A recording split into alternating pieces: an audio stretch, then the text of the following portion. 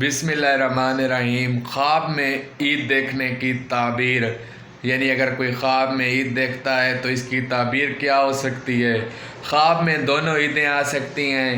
اگر کسی نے خواب میں چھوٹی عید دیکھی ہے، یعنی رمضان کے بعد آنے والی، روزوں کے بعد آنے والی عید دیکھی ہے، تو یہ اس بات پر دلالت کرتا ہے کہ جو شخص عید دیکھتا ہے خواب میں تو اس کو کسی زہد اور تقوی والے بندے کی صحبت حاصل ہوگی، یعنی نیک بندے کی محفل میں آئے گا اور دین کا نفع حاصل کرے گا۔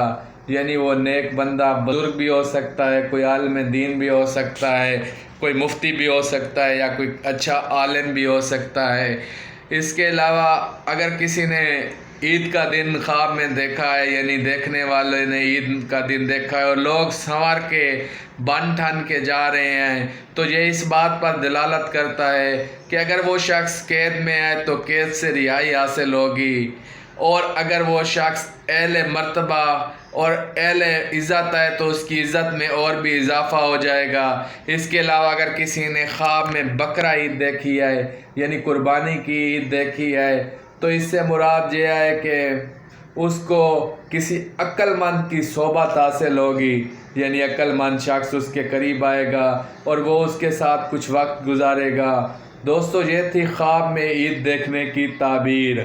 اگر آپ نے بھی کوئی خواب دیکھا ہے تو اپنی تعبیر ہم سے پوچھنے کے لیے کومنٹ باکس میں اپنا خواب ضرور لکھ دیجئے گا۔